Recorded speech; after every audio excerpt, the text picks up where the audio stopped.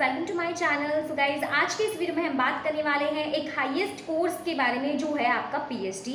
Yes guys, आप में से बहुत सारे स्टूडेंट्स का ड्रीम होगा कि वो अपने नेम के आगे डॉक्टर वर्ड लगाएं, तो आपका ये ड्रीम कंप्लीट होता है जब आप पीएचडी कोर्स को कंप्लीट कर लेते हैं। तो चलिए इसकी डिटेल्स जानते हैं, कैसे आप यूपीआरटीओ के थ्रू इस कोर्स को परस्यू कर सकते हैं, क्या क्या एलिजिबिलिटी आपको चाहिए, कितने ईयर का प्रोग्राम रहेगा, फीस कितनी रहेगी, सारी चीज़ें इस वीडियो में देखेंगे। रिलैक्सेशन किसको कितना मिलने वाला है इस कोर्स के अंदर यूपीआरटीओ से अगर आप करते हैं तो सारी चीजें आपको इस वीडियो में मिलेंगी। तो वीडियो हेल्पफुल लगे तो वीडियो को एक लाइक जरूर दीजिएगा और नए हैं तो चैनल को सब्सक्राइब कर लीजिएगा। यूपीआरटीओ से रिलेटेड सारा इंपॉर्टेंट कंटेंट आपके लिए चैनल पर अवेलेबल हो जाता है।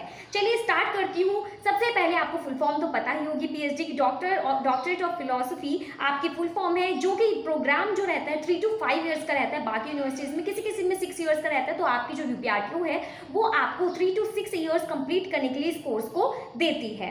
आगे बात करते हैं तो ये कोर्स करने के बाद आपको बेनिफिट क्या होता है। तो देखिएगा, इस टीचिंग की फील्ड में आपके लिए इसका बहुत ज़्यादा स्कोप है। अगर आप इस कोर्स को कंप्लीट कर लेते हैं तो आप एज ए रिसर्चर वर्क कर सकते हैं। इसके अलावा आप किसी भी यूनिवर्सिटी इंस्टीट्यूशन में आप टीचिंग एक लेक्चरर के रूप में काम कर सकते हैं।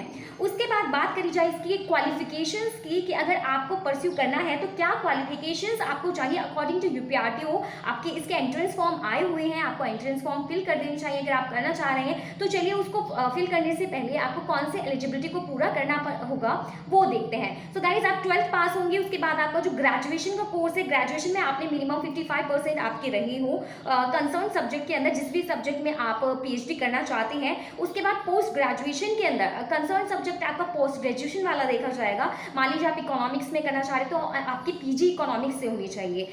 पीजी में अगर आपके 55% है जनरल कैटेगरी वालों के, तो वो इस कोर्स को परस्यू कर सकते हैं। इसके अलावा अगर आप एससी, एसटी, ओबीसी या फिर डिसेबल्ड कैटेगरी में आते हैं तो आपको 50% मार्क्स लाने होते हैं। जनरल वालों को 55% लाने होते हैं इस कोर्स के अंदर एनरोल करने के लिए आपकी पोस्ट ग्रेजुएशन डिग्री में। आगे बात करी जाए, जो ये आपका जो कोर्स होना चाहिए यूजी से रिकॉग्नाइज्ड होना चाहिए, जो आपका पीजी कोर्स रहता है और आपकी परसेंटेज रहती है।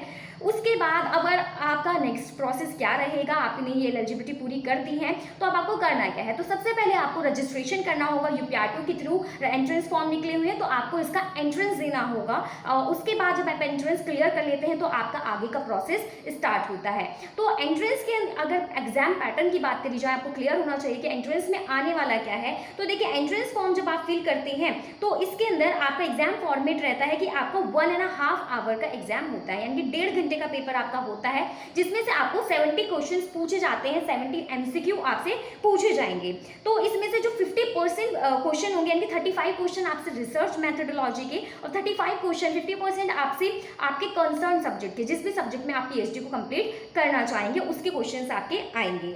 इसमें पास करने के लिए, यानी कि मेरिट में आने के लिए दिया गया है कि आपको 50% मार्क्स गेट करने होंगे मेरिट लिस्ट में। अगर आपको एग्जाम को क्वालिफाई करना है तो 50% आपके मार्क्स आने ही चाहिए। उसके बाद इसमें जो सीट्स के अकॉर्डिंग आपकी मेरिट लिस्ट लगाई जाती है। मान लीजिए 100 सीट्स हैं तो उन सीट्स के अकॉर्डिंग जो टॉप 100 मार्क्स गेन करेंगे बच्चे, उनके लिए उनको सेलेक्ट करके इसके अंदर एडमिशन दे दिया जाएगा। सीट्स का भी कुछ क्लियर नहीं है, जो आपके एडमिशन चल रहे हैं इसमें नोटिफिकेशन में अभी आया नहीं है कि कितनी सीट्स टोटल इस बार रहने वाली हैं। तो वो अगर आती है तो आपको इसके लिए चैनल पर नोटिफाई कर दिया जाएगा।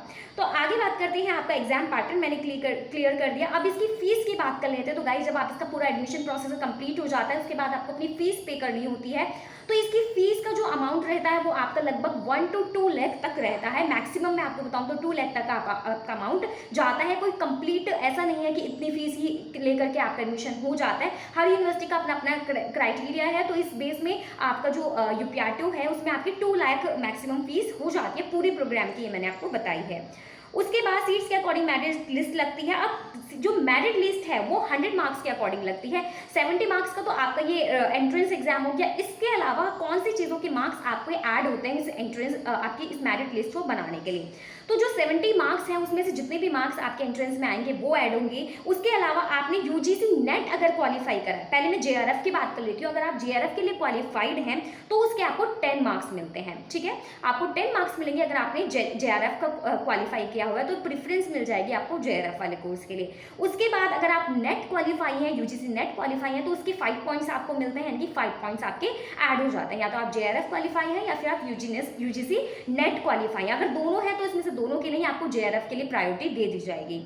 ठीक है, उसके बाद 20 मार्क्स का आपका इसमें इंटरव्यू होता है, इसको आप वाइवा कह सकते हैं। तो इंटरव्यू के 20 पॉइंट्स जुड़ते हैं और टोटल ये आपकी मेरिट लिस्ट बन जाती है 100 मार्क्स के लिए। तो जो आपका इंटरव्यू होता है उसका क्या पैटर्न रहता है वो भी मैं आपको बता देती हूँ। देखिए गाइज, आपको जिस भी सब्जेक्ट के अकॉर्डिंग आप अपनी UPRTO में ये कोर्स परस्यू करेंगे, आप PhD करेंगे, उसके अकॉर्डिंग आपका वाइवा कंडक्ट कराया जाता है, जिसमें आप प्रपोजल देते हैं UPRTO में कि आप किस बेसिस पे, यानी कौन सी थीम को लेकर के क्या आपका मोटिव रहेगा PhD को करने का, कौन सा वो एरिया रहेगा जिसमें आप अपनी PhD की रिसर्च कंप्लीट करेंगे, उसके बारे में सारा आपको डिटेल देनी होती है। पूरा प्रपोजल रहता है, इसके रिलेटेड वीडियोस आपको मिल जाएंगी, अलग अलग आप चेक कर सकते हैं जाकर के।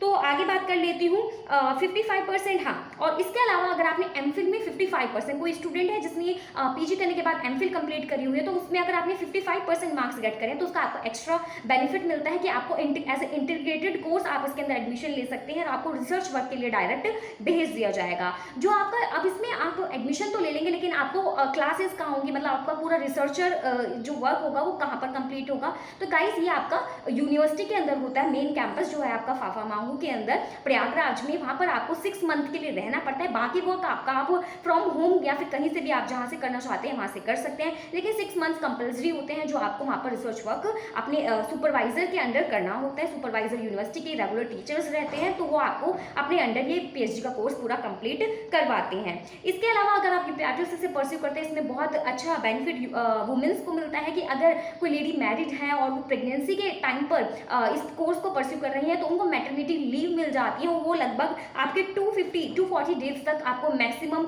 आपकी मैटरनिटी लीव मिल जाती है, चाइल्ड केयर लीव मिल जाती है। तो एक बेनिफिट उन लेडीज़ को हो जाता है। सो गाइज, आई थिंक मैंने आपकी सारी कन्फ्यूजन, सारा पैटर्न क्लियर कर दिया होगा। इसके अलावा और डिटेल्स आपको जाने तो कमेंट सेक्शन में आपको डिटेल्स मिल जाएंगी, इसकी PDF मिल जाएगी पूरी डिटेल्स की, आप वहाँ से जाकर भी चेक कर सकते हैं अगर आपको कुछ प्रॉब्लम है। उसके अलावा मैंने सारी डिटेल्स आपके साथ शेयर कर दिए हैं। वीडियो हेल्पफुल लगी है तो लाइक करिए, शेयर करिए आपके साथ जो भी स्टूडेंट है, अगर कोई PhD परस्यू करना चाहता है। मिलते हैं नेक्स्ट वीडियो में, बाय बाय।